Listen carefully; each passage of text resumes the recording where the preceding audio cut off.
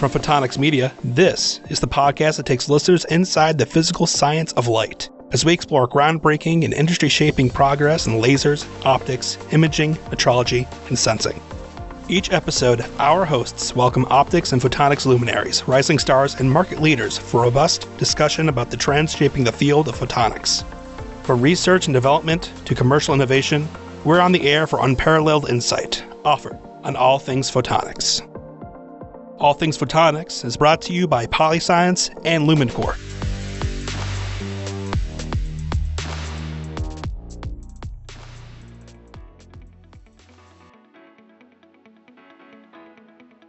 Today's episode is brought to you by PolyScience. For over 60 years, the PolyScience line of award-winning temperature control equipment has been helping the photonics industry reach its goals safely and efficiently. Our products are made in America and delivered globally. Please visit polyscience.com to learn how we can help you. Changing the world of chillers is more than a tagline. It's part of our history. Today's episode is also brought to you by Lumencor. Lumencor excels in the manufacture of technical lighting, scanners and imagers, and metrology. Visit us at lumencor.com to see how we can best support your new products and OEM production.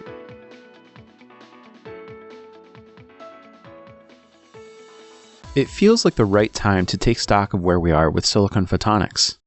This enigmatic discipline, under the umbrella of integrated photonics, manages to both frustrate and captivate at the same time. It frustrates in that the discipline has yet to secure a so-called killer application. Without one, production costs, and indeed most everything else pertaining to fabrication, will remain outside of sustainable bounds. On the ultimate road to widespread adoption, that's not a good route to travel. Silicon photonics captivates, of course, just by the sheer nature of its technical potential.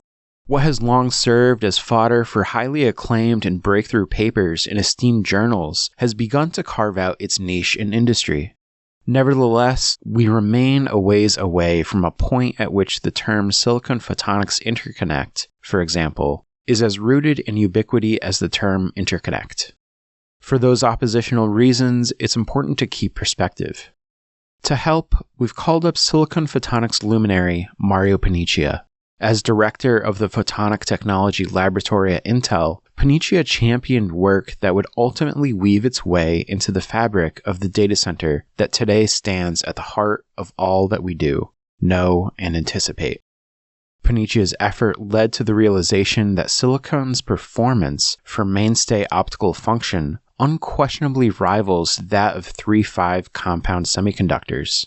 Silicon's place in high-speed phase modulation, for example, owes wholly to the work of Paniccia and his team in the early 2000s. Roughly 5 years after departing Intel in 2015, Paniccia would find a new home, ANELLO Photonics. That company is developing silicon photonic optical gyroscope sensors in full inertial navigation systems that operate in GPS-denied or challenged environments. SciFog technology, as it's called, is changing the playing field for drone navigation in aerospace and defense, as well as in smart agriculture. With musings on the past, present, and future, we catch up with Mario Paniccia next.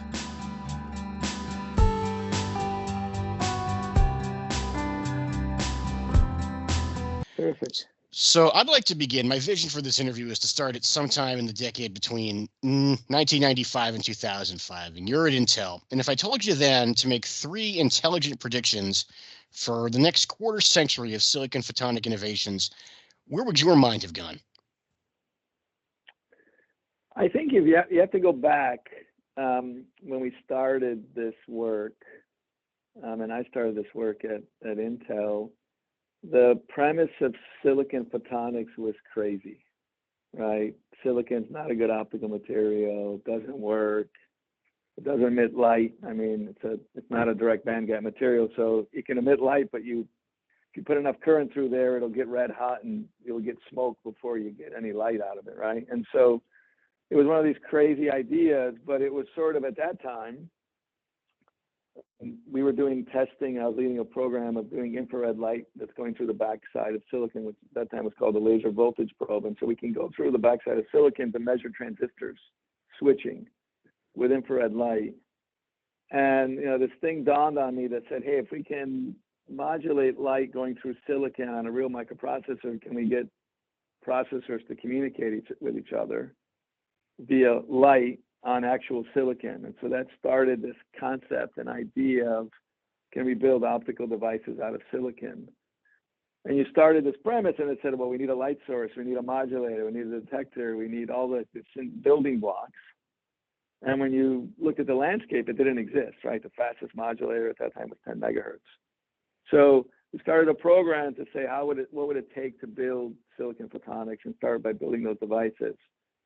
And, you know, it was a crazy idea, but it was one of those in life, you just keep pushing and pushing. And so the first phase was, I call this, prove that it can be done, right? Sort of, can you build optical devices? And so I had the vision that we were going to communicate and we can use optical devices out of silicon. And so if you ask me then, crazy idea, I said, oh, we can do this, you know, in 10, 15 years. It took us 20, right? I mean, it took a long time for the industry. But, you know, to me, it was, you know, sort of communicate between, at that time was between chips optically. And then slowly as we started building it, it was first, let's prove that we can do it. And that era of proving that silicon can be used as an optical material, I'll phase this as 2000 to 2010. And it was a crazy time because, you know, while Richard Soref had these papers that published these concepts in 95, 2000. That's right. Yep. But no one actually did anything. And those years of 2000 to 2010, if you remember, were like, you know, first modulator at a megahertz. I mean, the fastest modulation was 10 megahertz. And then we published a paper in Nature at 1 gigahertz, which was a huge leap. And then you realize gigahertz isn't that good. And then we went from 1 gig to 10 gig. And then the industry started moving. And then we went to Raman lasers. And then I remember in 1 month or 2 months, there was us, Lipson, Jalali, where we did optics express papers 2 weeks apart. And then we pushed it from 1 gig to 10 gig, and then 40 gig. And then the hybrid laser that we did with UCSB, and then we did a 40 gigahertz photodetector and an avalanche photodetector. So that first decade, 2000 to 2010, us and the rest of the research community started proving that you can build optical devices out of silicon that were good enough to be used in applications for communicating between things, right? And at that time it was transceivers, right? That were 10 gig. The industry was at 10 gig and you had stuff running at 1 gig. And so, you know, the vision to me was like, hey, was always like, hey, we're going to put this everywhere. You know, crazy at the time, it's not so crazy today. So if you take that first phase of 2000, 2010, I think we proved, us in the industry, the research community, that you could build optical devices out of silicon, individual performance levels that could be put together like a building block, right? This toolbox that when put together, you could build something. And so that was, I call it this first phase. And then the second phase was, okay, what are you going to do with it? Can you build real devices? And I think the thing that changed, you know, someone came by the lab at one point and said, do you realize, I mean, I had a very small team at that time. I think it was sub 10 or 12 people. And, you know, I had 4 or 5 different labs all together and they had to be separated because of safety concerns. But I had whiteboards everywhere. That's my big thing, right? To get the teams to talk together. And someone said at that time, internally every year, the CEO or someone would say, hey, what are we going to announce at IDF, the Intel Developer Forum? And I'm like, look, we can't come up with an announcement every year. And they're like, well, look, the last 5 years you had, I mean, with this small team, we had, you know, 4 Nature paper, 2 Nature Photonics paper. Within 50 feet, we had the world's records, 5 world records. And you forget sometimes, right? Because you're just pounding heads down. And you step back, and I remember our CTO, Justin Ratner, at that time says, Mario, all this stuff is great, but when are we going to build something useful? When are you going to put it all together? And, you know, I'm the type of guy that takes bets. So I took a bet with him, and this is something for the readers, because I think it's a very interesting point in this about leadership and about teams, what they can do or what they think they can't do. And I remember I took a bet with him. I said, look, we can put this together, but it's going to cost money. And he's like, I'm so into this, I'm going to take it as my corporate EB. At Intel, we had executive bonuses. So I flew down from Portland, and I'm all excited. I'm like, hey, we just became an executive bonus milestone as a research team. So I remember putting the team together, called a meeting and said, hey, I committed to Justin, we're going to do 4 by 10 gig at that time. I remember this. So I pulled the team together and I said, okay, guys, here's what we're going to do. We're going to do one integrated chip, 4 by 10 gig, integrated laser, all packaged together on PCB, driven with CMOS, packaged and assembled through Intel packaging and assembly, everything that's going to be done so that we can take it to a real product. And I'm all excited, and I sit around this, I remember sitting around the team, and I'm looking at everybody, and like, and everyone's like, well, how are we going to do this? And I said, what do you mean? They said, well, no one's ever done this before. And I look around the room, and I said, look, Ling at that time, you have the world's record in the modulator. Richard, you did the first hybrid laser. Ansing, you were part of the whole thing. I mean, I'm sitting with a team that had all these world records, that did all the leading edge technology, but the fear of failure was so big. And the first thing I said was, guys, don't look up papers. The papers don't exist. Those are our papers. So this is going to be another one that we're going to do it together. And the statement was, what happens if we don't make it? This is now impacts a lot of people. It's financial. And in my mind was, if we don't make it, we're going to get a lot farther than we ever would have. I never looked at the failure piece. I looked at, wow, we can get so much farther along because we're going to solve all the problems that it would take to get to manufacturing. But I remember that moment because the fear of this team, I mean, you're at the Super Bowl, you're with a team that's just made it, and they were afraid to play. And, there's one of those points in time, and looking back, that it just took constant leadership about, hey, guys, we're going to do it, and constant making motivation. And, not that I wasn't afraid, I just was focused on the things we could do to make it successful. And if you look back at that 2010, I remember it got into November and the whole corporation started helping out. Everyone, what can I do to help? Because we got into November and it was going to be close.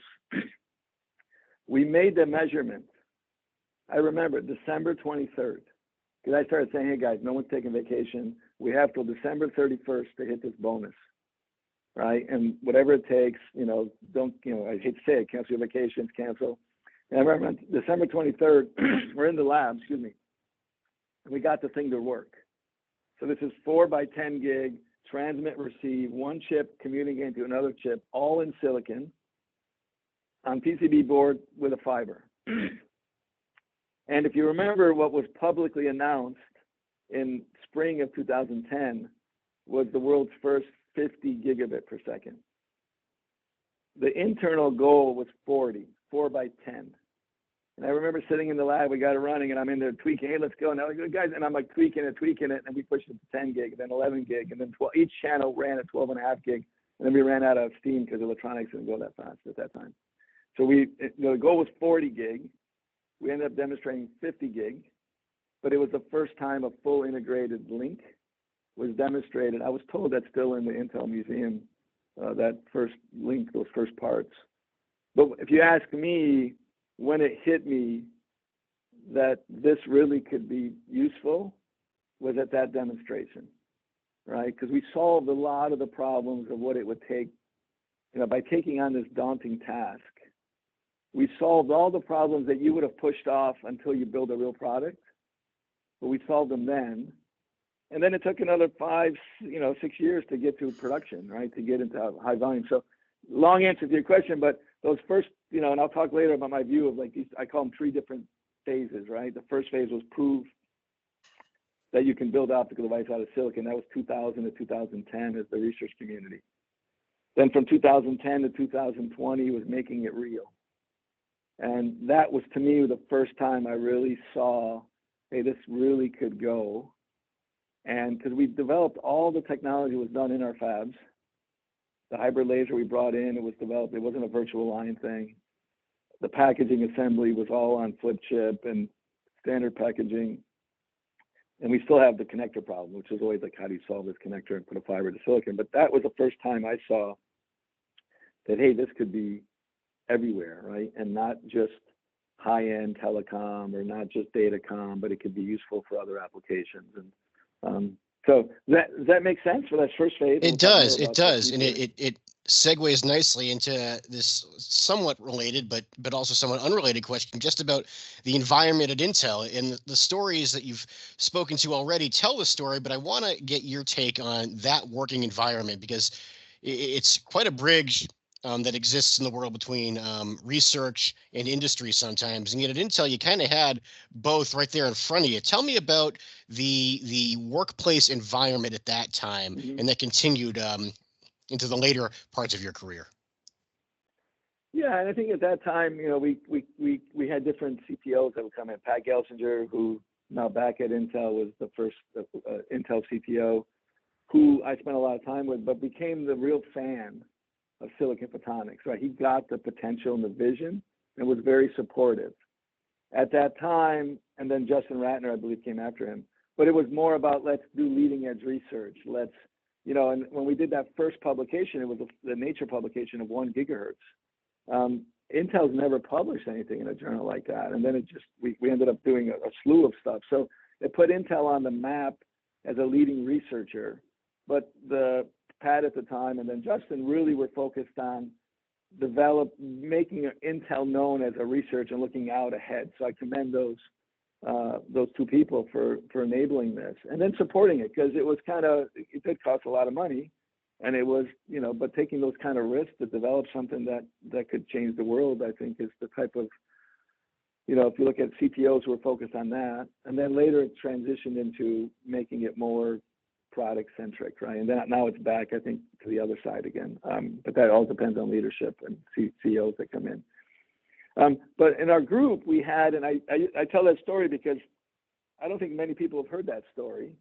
And when I got a list of some questions from you, it hit. And I did give a talk about a year ago, and I told this story, and I've given it to universities because no one knows that even within Intel, we didn't know it was going to work. We painted this picture. We didn't know, but there's a point of just keep pushing, and like that standard thing of never give up. Never give up. It's almost work so hard to prove all those naysayers wrong. But the environment we had was really about doing something big and publishing and getting the stuff out. And that's unique for a corporate environment, because you usually don't publish. Like in my startup, my company here, ANELLO, we don't publish anything, right? Why tell people what you're working on? And so it morphs. But we had a really unique team. It was still 15 people at that time. All those inventions for those first decade were a maximum of 15 people.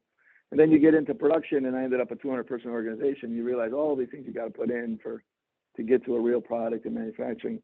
But we had a really universal environment where we collaborated with John Bowers at UC Santa Barbara. We had interns that would come up, grad students, Professor Graham Reed from UK, who was an early consultant for us and a great friend now. But he was involved with us. We did a lot of, Ling got a PhD from Graham. We were working with Kimmerling at MIT. So it was really a collaborative environment where we had, within a corporate environment, we were working with all the lead researchers. And, sometimes I say it's a family, because John and I are still very good friends at UCSB, and Graham Reed and I are very good friends. So we became friends while we collaborated. At the same time, we competed, right? Because we were racing for that next, we were pushing ourselves 1 gig, 10 gig, 40 gig, but we knew others were doing the same thing and slightly different. So it was a unique time where you were competing for pushing each other, but it was a collaborative university research type environment where we did collaborations. And a lot of those collaborations, we funded, we developed and ran those test chips through our fabs. So that we would give the universities access to really good tech, and they would work on stuff that was a little farther out, a little crazier. And I think at that time, it was very unique. I don't think I've worked in an environment since then with that type of collaborative environment, and making sure that when we funded the universities, I knew they had to publish. That was part of, a grad student has to get a PhD and has to publish. And so I think today it may be a little different because of all the rules and IP and legal stuff. It's a lot more complicated. I think that was just a unique, and I give credit to Pat and Justin Ratner at the time, for the two CTOs, to, push that environment with the executive staff and the CEO at that time. So does that make sense? Absolutely does. And you've mentioned, now we've been speaking, 15 minutes, and you've mentioned these great names, the Lipsons, the Reeds, the Bowers, and there is this Mount Rushmore of silicon photonics, and you're on it. And it's not a huge list, but everybody's interest is sparked in some way by this natural curiosity. And with silicon, it's can we build off of what the legacy materials do? We know there's some potential for optical devices in compute and telecom. But I'm putting words in your mouth now. What really sparked your interest? Was it this desire to do something that no one had done before? I mean, I think, first of all, the Mount Rushmore thing, I think there's a core team of all work together. I like to think I convinced them, like John Bauer specifically, he's a 3.5 expert, world-renowned. I brought them over from the dark side, right? To me, it was always very simple, right? If you want to take this to the mass market, you have to do it on silicon. There is no better material. There is no volume material. Secondly, is you have to do it with or close to standard CMOS processing solutions and technologies and processes. Because if you do something crazy where it's some special process that cannot be put into a fab or a special tool or one-off, you'll never take this to volume because it doesn't exist. The third thing is, draft what Moore's law is doing. So if you think about 2000, 2010, in the early days, germanium did not exist in the fab. But once germanium became a necessary technology for transistors, where we did germanium on the gates, now we had germanium reactors that could be used, and then we started using germanium as detectors, right? And you can push the bandwidth out, and use absorption there. Same thing with copper, same thing. And then bringing 3.5 into fabs was a big thing in which we had to create an isolated bay. But to me, it was always draft what Moore's law is doing and what the industry, hundreds of billions of dollars of industry, is investing, and build your technology within that framework. We're doing the same thing here at ANELLO, right? We're developing a new technology we can talk about later, but it's using standard CMOS processing in a high volume fab. Because I tried this in the beginning where we did stuff at Stanford, or we did stuff at other university fabs. And then I'm like, well, how do I bring that into any place to volume manufacture it? So I stopped and I said, we have to work in an existing CMOS factory. And first it was, older fabs, and then we bring it into. So to me, the premise was, if you want to take this to the mass market and scale, you have to do it in silicon. There is no volume solution. I mean, we've always been around, germanium, silicon germanium, 3.5, gallium arsenide is the silicon of the future, right? But it never happened. And you start seeing, even now, people are talking about, as we're scaling the transistors and we're getting to atom level, they are talking about other materials, but it's very difficult. 3.5 is still on 3-inch wafers, 4-inch wafers, right? And so, we came up with a solution to integrate the two by taking pieces of that and bonding it, but you're not going to grow 3.5 on silicon for a long time. And so that was the premise. Hey, if I really want to take this everywhere and scale it to the mass market, I mean, Intel at that time was doing 1 million CPUs a day, right? And so now it's even more. And today you're doing 100 billion transistors on a chip. There is nothing more mass produced and cheaper than a transistor and electrons, right? And so you got to marry to that. And so that was the premise and the vision, that how do we do this in CMOS, in a CMOS-like environment, in the same fabs and factories that you produce these high volume transistors and circuits and CPUs and or chips. So that was the vision and the premise. And that's why it was always about silicon, because I saw when you start looking at all these exotic stuff and you start looking at the numbers to real build products, you start saying, hey, you're never going to get this thing to scale. It's too expensive. And so that's how this whole thing was always, it became almost a religion. for lack of better words. And then I convinced all these other researchers that this is the way to go. And the hybrid laser came out of, hey, we can't get silicon to laser. I tried. I funded the universities. I looked at implants. And then I said, okay, we can't beat them. Let's marry the two. And what if we take 3.5 and a little bit of a possible and bond the two as a stepping stone? And that's how this hybrid laser came about. And that, it's being used today. Intel shipped 10 million units. There's a company called OpenLight now that has a process with Tower Semi. And so that hybrid laser technology is now, I believe, the cornerstone for a way to do integration to bring lasers onto chips. At some point in this venture, sensing, gyroscopic sensing in particular, came into your focus, and it's still there. What sparked that focus for you and ultimately has led us to ANELLO? Let me just do one thing before I get to that, because I think let me talk about this transition, because it just hit on me. In all these things, something triggers the next wave.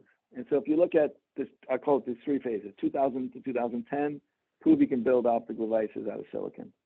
And 2010 to 2020 was like making it real. And what changed there, if you remember 2010, 2011, 2012, 2013, we just started video, started coming out in a data center. That video drove bandwidth demands in the data center, Google, Facebook, Amazon. And that was the spark to saying the volume of interconnects needed in the data center was going up exponentially. But the cost of those transceivers wasn't, which pushed the transition in the second half of 2015, 2016, where you started seeing first customers or companies building optical devices out of silicon. And that drove this transition of people investing, people building companies, and then transceivers are being sold today in the data centers for, basically start off at 100 gig, and now it's really 400 gig, and the transition at 800 gig and 1.6 terabyte, I think it's going to be all silicon photonics. So there was a market thing that changed.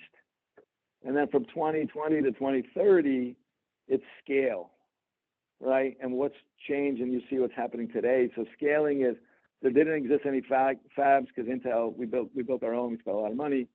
And now there's AIM, which I spent a lot of time in Washington helping getting that funded for the US. There's IMAC, there's TSMC's now doing into foundry business, and Tower Semi is a big player with the OpenLight relationship. And so there is now scale of silicon photonics and foundries that exist. And then we'll talk at the end what's happening, the vision of what's 2030 plus. And I do think what's changed today is this thing called AI, which is going to never heard of it. All the bandwidth is it big? demands. Yeah. People talk about it. I have no idea. It's sort of like, must stand for something. If I change my name, I got to put AI and ANELLO.ai because it's sort of having that tagline. But that's the new thing that's driving another order of magnitude of bandwidth demand. And if you want to scale volume and put these things everywhere, you have to do it in CMOS, and the foundries exist. So then that leads to the vision you asked earlier.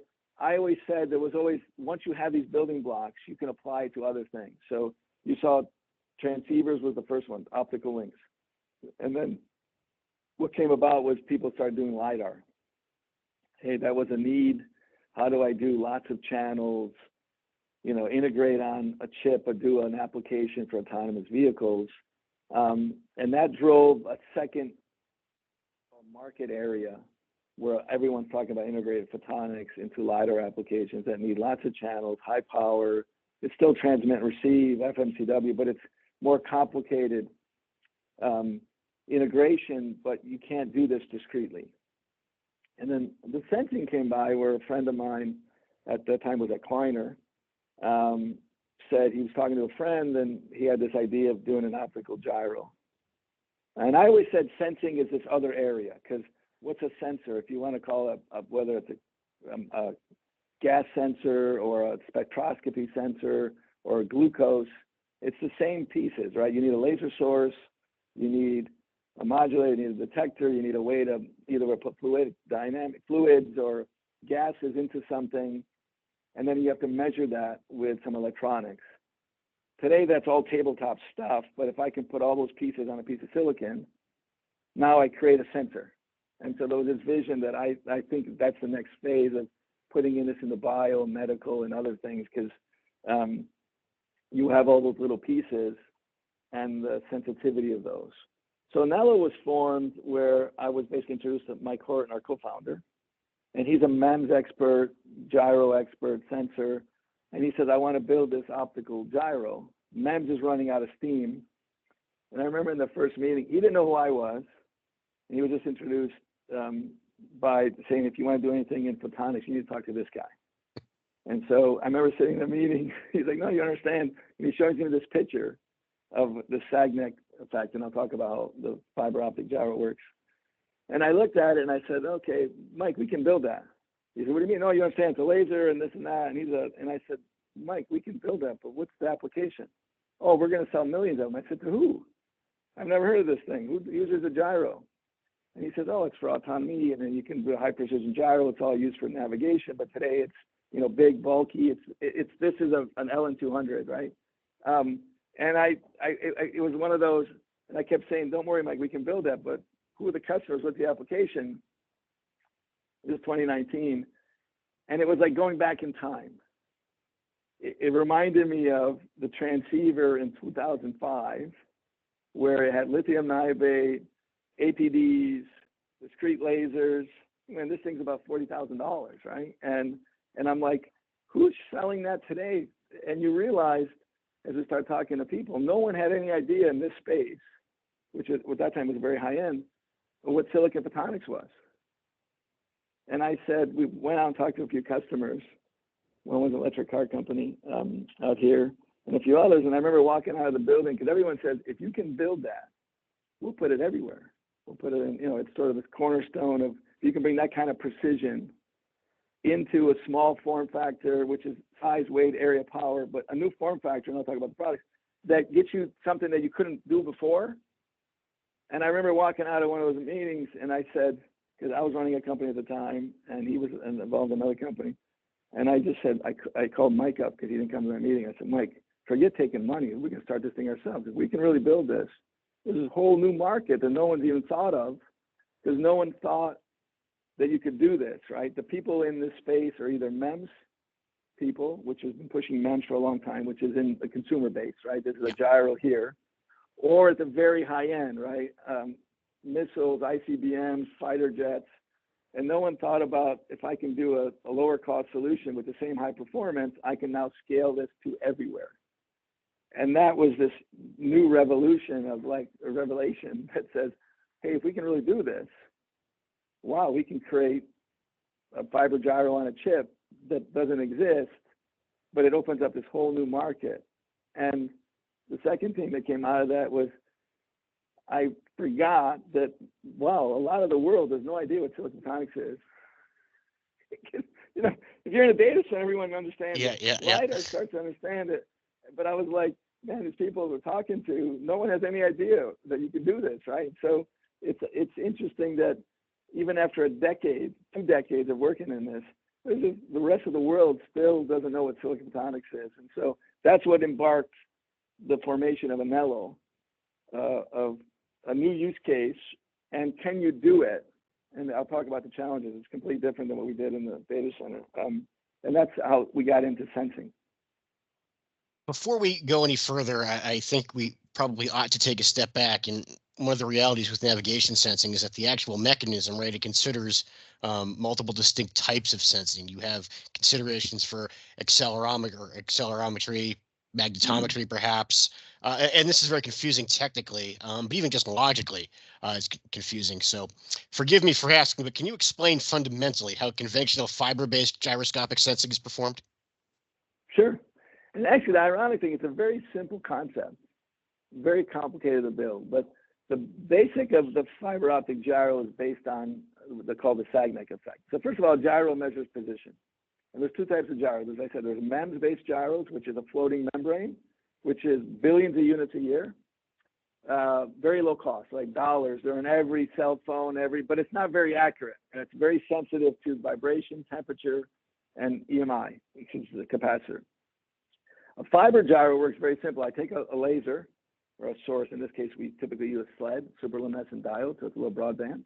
You put it into a crystal, which today is still lithium niobate in the high-end fiber optic gyros, and you split it into two beams. And those two beams go around the coil.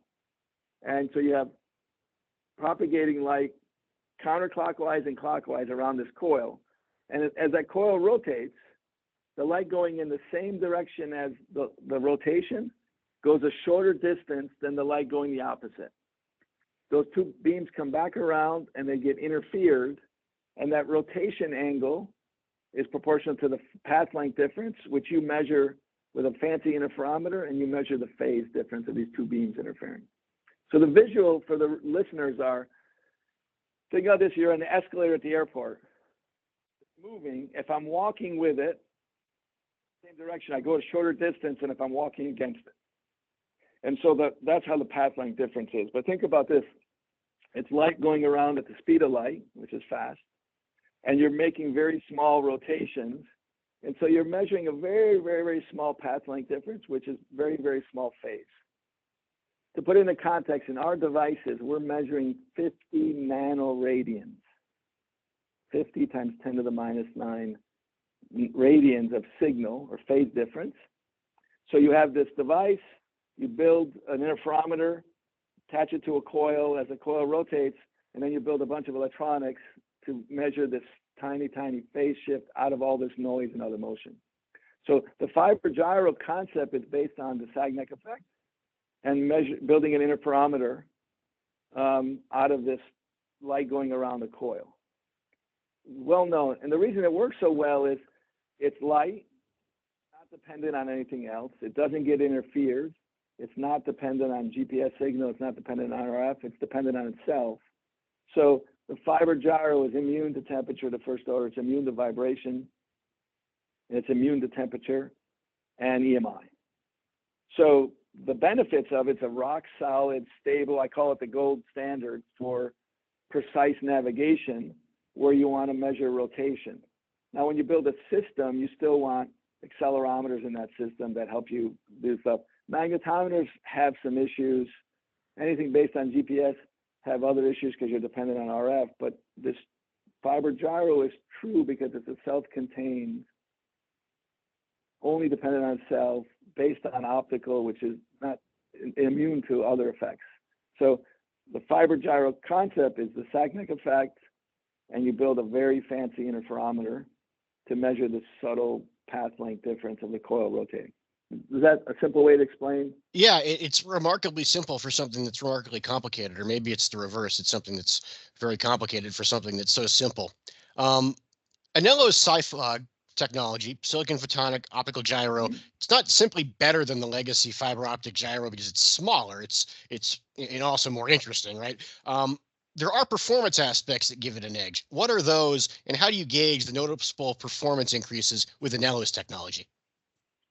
Yeah, and this is where, when I first started, and maybe shouldn't tell the readers this, but you looked at it, it would seem very simple, right? These signals are running at megahertz. You have modulators, you have detectors. Here in the data center, we're pushing 200 gig line rates and RF, and signals very complicated. Here, the line rates aren't very fast, but everything what depends more is the subtleties in the chip, the reflections on the chip. And we did a lot of work on tweaking all these elements, and there's a lot of trade secrets of how do you make all these devices work? Because any reflection on the chip, any reflection or backscatter is signal or noise that gets confused with measuring the small phase thing. So three things happen. One is, and this is the SiPhog. So this is, this is our SiPhog. And SiPhog, silicon photonics optical gyro, which we trademarked, is a spoof off of fiber optic gyro. So it was one of those clever things. And the key thing is I have everything in here. It's a complete solid state. I have a laser. I have a silicon photonics chip that has all the devices in there, splitters, couplers, phase modulators, detectors, and then we have a coil, and we have various options to do coils. We have a silicon nitride process that we've talked with, that we partnered with Tower Semi. Tower Semi is our partner. We're doing all our fabrication, but we've built these devices based on an existing process where we've tweaked all the devices, right? So it's still running side by side. But by doing this, now I have a high precision fiber gyro. That's we're talking our performance at 0.5 degree per hour. And now it goes back to really good performance, immune to temperature, immune to vibration, but now the size of this allows you to build solutions that one couldn't think of applying. So the big things, I call it size, weight, area, power, all across the board. So you have this core technology, which we call SciFog. And now I build systems out of it. We call INETs, inertial navigation systems. So this is a product that we're shipping. This is a land vehicle product. It has an optical gyro technology in the heading or z-axis. So for land vehicles, there's no flying vehicles here today, you're essentially on the ground, so you have a constraint. But this is now when you get into the system, right? We have an optical gyro technology in the high precision axis. Dual antennas, so these little blue things are GNSS antennas. This whole thing is in a hardened environment, salt spray, chemical, IP68, you can throw this in a pool. A CPU, and then we have algorithms. So the system, you have this high precision gyro, and now I have an algorithm that says, hey, I'm driving. Do I have GPS? Great. Use the GPS. Oh, I lost GPS. Hey, there's only a couple signals. Rely on the gyro. And now we can drive based on this optical gyro technology for extended distances. So think about this. There's an industrial market and there's a DoD market. For the industrial market, we're engaged in agriculture, construction, farming. You know, publicly, we were part of this accelerator program with John Deere. We have some design wins that aren't public, but in the orchard, for example, what happens in the fall, right? You get leaves that come in and it blocks the GPS. So if I want to do anything autonomously in the orchards, I'm in a GPS denied environment. And so I need a solution that's cost effective that I can have my tractor or sprayers or other things work autonomously. If I'm driving and trucking, I go through tunnels. I go through downtown where GPS is mitigated or not totally denied, but it's sometimes sporadic. Construction, mining. So now we've brought this high-end capability of precision to markets that didn't exist before because of the size of the SciFog. And this is the first generation. But now we put it into systems or solutions. So this is with GPS, we call it GNSS INS, and this is delivering a whole solution. This is the same product without the GPS. We call it IMU Plus. And red is because our ANELLO is everything's red. And this doesn't have the GPS chips, but these are for robots, indoor navigation. So again, to your statement, it's because of this new SciFog, we're able to create solutions that customers can use and apply. And the real game changer, I think, is take 3 of those SciFogs. You see 2 in here, 1 at the bottom. I put them together into a system. Let me put this in. And now I create what we call the X3. This is the world's smallest IMU, fits in the palm of your hand. If you compare this to the LN200 and other fogs, this is a coffee can size. This is a 2x2x2 cube. This opens up aerial and sea. So all the drones that fly, what do drones care about? Weight matters, power matters, size matters. But more importantly, today, drones, when they fly, and the world is moving to autonomous things, right? Swarm of things. If they lose GPS, think about it, right? That's the other thing that's changed. GPS. If you lose GPS, what does the drone do? It doesn't know where to go. It doesn't, you can't just say return to home because it's completely lost everything. If it has a MEMS type gyro on there, it's because of the bouncing around and stuff, it's not very accurate. So these drones, we've created this solution of the X3, we call it. Take this, because it's now new capability that can fit on drones, apply some AI with intelligence that says, hey, look, we've lost GPS. Don't worry, we have a good gyro. Rely on the gyro. Keep flying. Then we modify the autopilot software to say, hey, trust the gyro. And we can now fly through jammed regions or GPS denied regions and continue flying. For this stuff here, to put in context, we're driving 60, 80 kilometers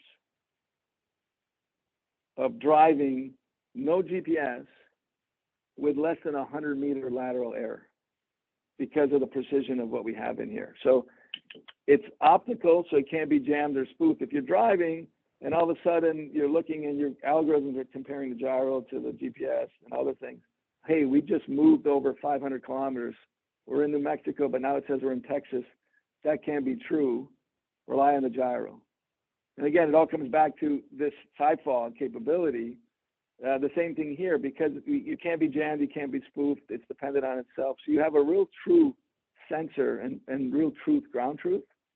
And for stuff like this, we're talking about flying through jammed, 10 kilometers type flying with also less than 100-meter error. And so we radically bring new capability to navigation that allows you to operate in GPS denied or contested, and both the industrial, which I gave you, farming, construction, mining, agriculture, and there's a significant interest now in the DoD. And so we, I think, provide a solution that we can address these new markets by bringing in ANELLO technology that can be put into these new applications because of the size, weight, area, power, and because of the integration of silicon photonics. There's a cost factor that I can scale these things to volume. So that's what's unique. And I will tell you, it took us 4 years. It's a very complicated, it sounds simple, the Sagnick effect and a big fancy interferometer, but the subtleties in that chip, I will sit here today, now that it's out, I didn't think it would take that long. But it was a lot of learning and a whole different, you could put a bunch of bright people together. But we also similar concept. When we get, we did multiple test chips. Another drawback of this new area, you design a test chip, there is no models, there's no simulations, you have to fab it, you get it back, you test it, all those simulations and models are wrong, and you iterate your own, and now we have our own models. They didn't exist for this application. Now, unlike the data center where you have now a lot of beam prop and other software systems that can simulate this. So we built our own learning, and then from the SciFog to now building systems, we put another layer of architecture, full hardware, software, firmware, and our customers really see the difference because the performance of these devices are phenomenal because we own the whole stack and we've optimized everything. And so that's what we're allowed to do. And I will say these are the first generation devices that we're launching, that were out in the market. But just like we did at Intel and just like we did with Silicon Photonics, we'll continue to integrate. We'll continue to drive the power down. We'll continue to put more functionality together. And so just for the users, this is today's X3, which is the world's smallest by far. It's a fourth the power, fourth the size. Same high performance. That's what you've been. This is, if I scale in the future, 3-4 years out, we'll shrink that again, right? And eventually, there's no reason why, if I continue to integrate this functionality and integrate the photonics, integrate the electronics, that this someday will go here. We'll have one little chip that'll have a high precision gyro that you can put on this, you can put on your phone, and then drive the consumer market. Each of those segments, the price changes, but the volume increases. And so, there's another path of a 10-year roadmap that in a new area that allows us to take integrated photonics, just like we did in the transceiver space, and then it's happening in the LiDAR. We are going to siliconize the fiber gyro industry by bringing integrated photonics and silicon photonics to the mass market. I remember go ahead. Sorry about that. No, does that make sense? Yeah, it makes sense. And I was recounting my own experience, my introduction to ANELLO. This was at SPIE Defense and Commercial Sensing a couple of years ago, and Mike Horton was there, and he was slotted into the fiber optic conference to present, and everyone was sort of questioning, what is this technology? What is this fiber optic technology? And then Mike, of course, gets up and says, well, actually, but I digress. In terms of technical hurdles, you identify that this has been a long journey just at ANELLO. What has proved to be the hardest individual facet of this technology to overcome, if you can boil it down? I think it goes back to the story that I said about the Intel. When we, let's say a year and a half in, 2 years in, and we started getting chips back that sort of didn't work. And, there's always there's two pieces like, hey, this will never work. If you bring in optical experts, they're like, hey, lithium niobate better, this material system's better, And I kept reminding people and our team that, look, guys, we're not trying to build a Ferrari today. We're trying to build something good enough to get to these markets. and it's easy when you talk to customers, hey, I want to get this performance. Look, that's not the mass market. The mass market's here. And there's a piece of, hey, let's keep going. Let's tape another test chip. Let's put the learning in. And it's painful because those Infoturns are 6, 7, 8 months. So we're testing stuff today that was taped out 9 months ago.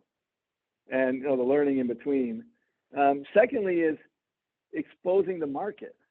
So we go talk to customers and it'd be like, oh, I didn't know that existed. Oh, we have a ton of those we have fiber gyros and we'll take an auto company without naming it. Oh yeah, we have fiber gyros, but we don't use them because there's no way those are going to go into production. So why waste your time?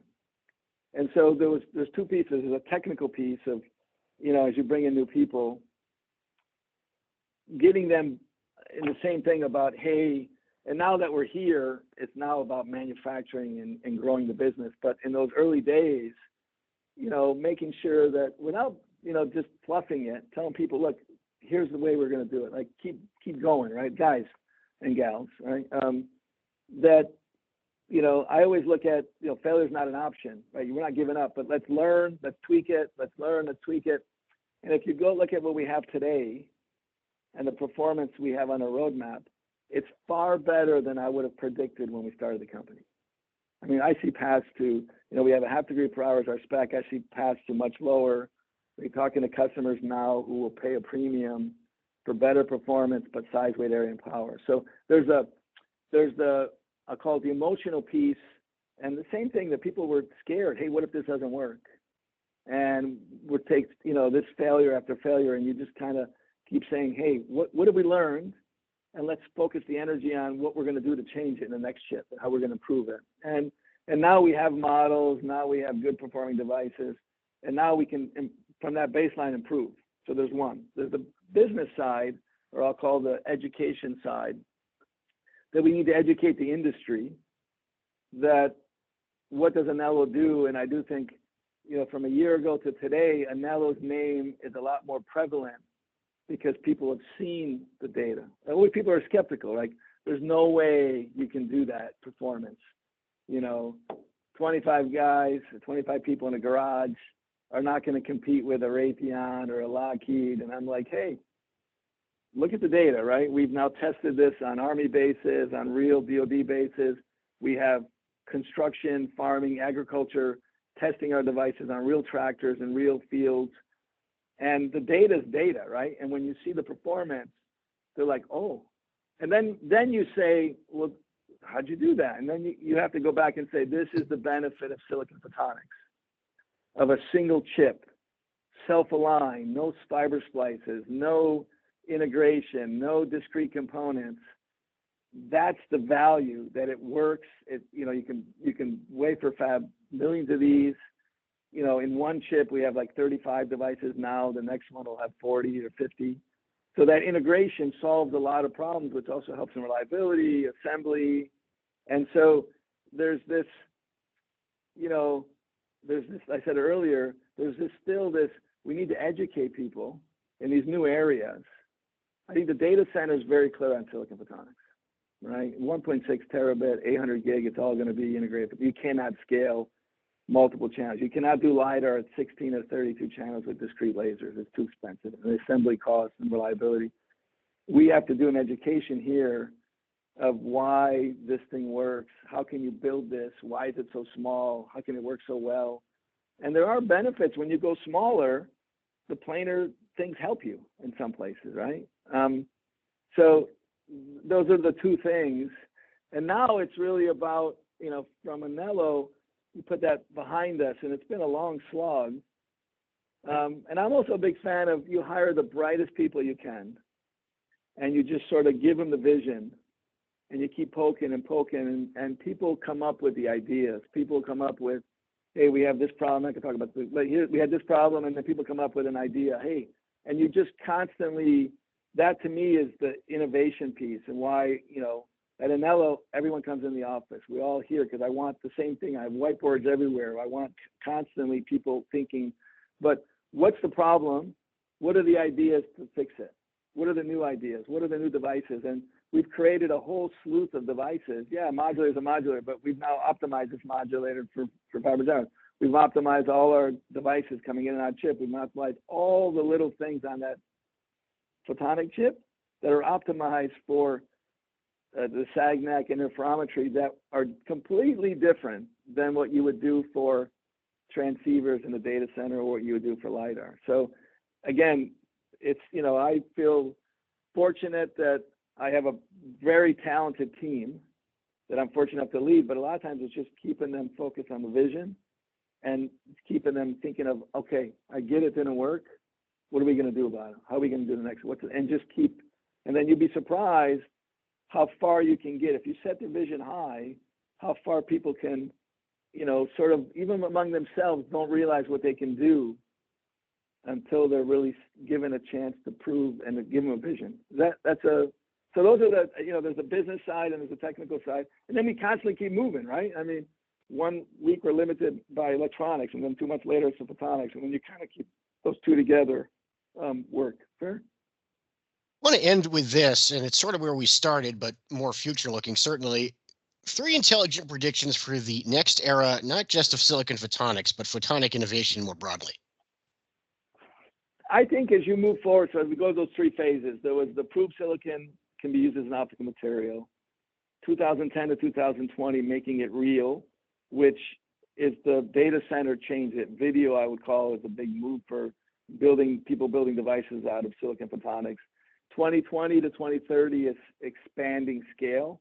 So multiple fabs now exist, foundries exist, but I think this AI thing is going to dwarf the volumes. I mean, the AI, if you look at data center bandwidth changing at 2x every 2 years, bandwidth demand, AI is going to be 10x.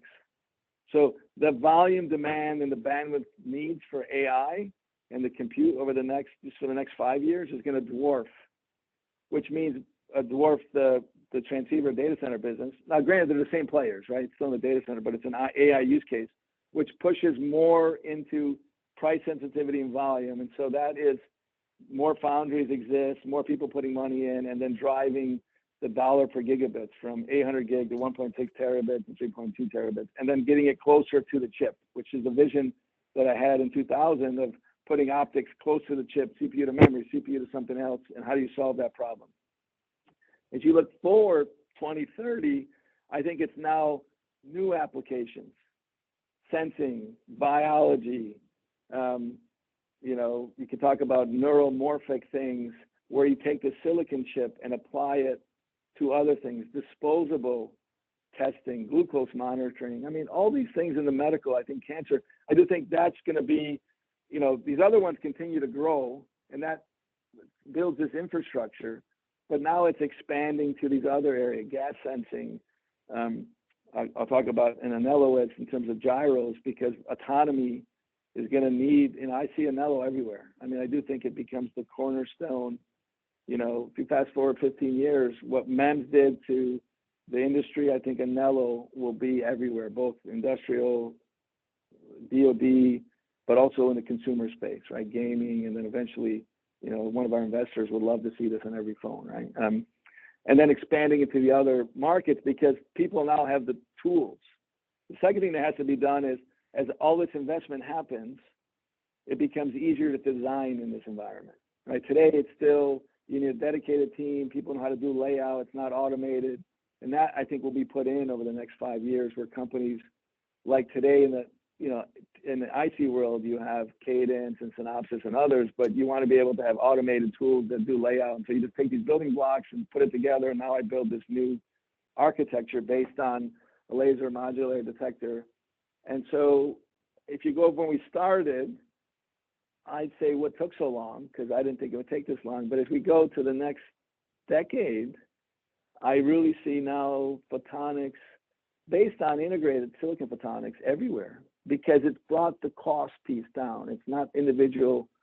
There's a lot of benefits of the hybrid laser that you don't have to dice, you don't have to polish it. It's testable at the wafer level, it's electrical testing. But the ability to do integrated photonics at the wafer level and draft the industry, testing, wire bonding, all that stuff, flip chip, passivation, opens up these new markets that you can bring photonics to. So I think, they say that 2024, and you sometimes so busy and ever, and I appreciate this interview because the questions made me think back. Sometimes you're just down, heads down, driving, you forget sometimes of what's been accomplished in a short amount of time. And if you look at new technologies in the industry over the next 100 years, it usually takes about 20 years for something new to really make an impact. And now I think I do think as you go into 2030 plus, silicon photonics will be everywhere. It'll be well known from simple things to complicated things to everywhere. So I think, and I don't know what the next new thing is, but I think this decade it's AI. I do think as we get into these other markets and maybe autonomy, GPS jamming and spoofing is driving this need. There'll be something else that'll drive the need in bio and sensing chemical vapor, but I think it could be cancer. It could be something that we can do now that speeds up optical computing that you can now use and not just as transmit receive, but doing real functionality on silicon. So that's what I think. And I want to thank everybody that there's a lot of people who over the last 20 years contributed to making this industry a success. And to your listeners, I really want to look at the next generation of people, the innovators, who now have this toolbox. What are you going to do with this technology? And how is the new generation of innovators who are just getting into silicon photonics, but now have this platform that didn't exist? What devices and what applications are you guys going to come up with to really come up with something new that none of us thought was possible and or new applications? Dare I say, a challenge from Mario Paniccia to conclude our hour. Mario, thank you so much for being here. I appreciate the time. I'd take the bets anytime and love to. Yes, that's clear. I love to see what comes out, right? All right. Thank you very much. All right. Thank you. All right. Cheers. With that, we conclude another episode of All Things Photonics. Thank you to our sponsors, to the technical staff behind the scenes, and to continued support from the Photonics Media editorial team. As always, questions, comments, thoughts, and ideas are welcome. Let us know how we're doing via email at allthings@photonics.com. All Things Photonics is available on all major platforms and on our website, photonics.com.